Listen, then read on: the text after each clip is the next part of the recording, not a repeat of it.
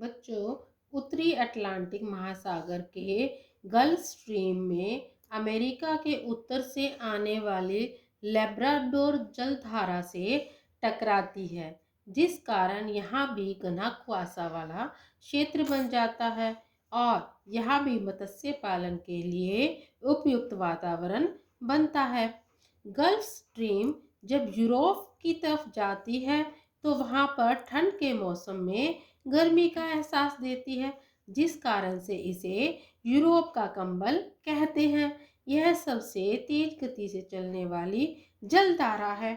Europe के पूर्व में ग्रीनलैंड की तरफ अटलांटिक में गर्म जलधारा जाती है, जिसे कि उत्तरी अटलांटिक जलधारा के नाम से जाना जाता है।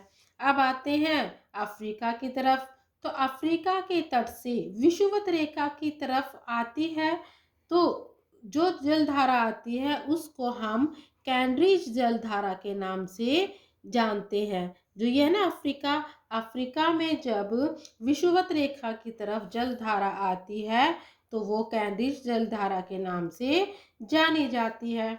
इसके बाद दक्षिणी अमेरिका के पूर्व में, ये दक्षिणी अमेरिका है, इसके पूर्व में यहाँ पर ब्राज़ील देश के तट से एक गर्म जलधारा बहती है, जिसे कि ब्राज़ीलियन धारा के नाम से जाना जाता है। दक्षिणी अमेरिका के किनारे शीत जलधारा चलती है, जिसे कि फॉल्कलैंड जलधारा के नाम से जाना जाता है। वहीं पर अफ्रीका के पश्चिमी तट पर दक्षिणी अटलांटिक महासागर के दक्षिणी भाग में, ये दक्षिणी अटलांटिक महासागर के दक्षिणी भाग में शीत जलधारा चलती है, जिसे वेनेजुएला की धारा के नाम से जाना जाता है। वहीं पर हिंद महासागर में अफ्रीका के दक्षिणी तट पर गर्म जलधारा, यहाँ से विषुवत रेखा से ही आती है, गर्म जलधारा चलती है, जिसे ओग्लास की धारा कहते हैं। और जो विषुवतीय क्षेत्र है, यहाँ पे जो धारा बहेगी वो विषुवतीय धारा कहलाएगी, और ये कौन सी होगी? गर्म जलधारा होगी। अब यहाँ ऑस्ट्रेलिया के पश्चिम में शीत धारा बहती है, जिसे पश्चिमी ऑस्ट्रेलियन धारा के नाम से जाना जाता है। बच्चों, पृथ्वी जब अपने अक्ष के ऊपर घूमती है तो एक बल का निर्माण करती है, जिसे कोरियोलिस बल के नाम से जाना जाता है।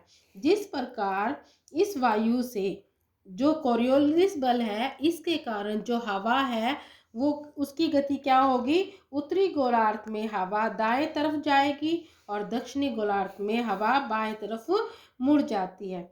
जिस प्रकार से हवा उत्तरी गोलार्ध में दाएं तरफ और दक्षिणी गोलार्ध में बाईं तरफ मुड़ती है, उसी प्रकार से जो महासागरीय जलधाराएं हैं वो उत्तरी गोलार्ध में यहाँ दाईं तरफ मुड़ती हैं और दक्षिणी गोलार्ध में इनका जो दिशा होती है वो बाईं तरफ होती है।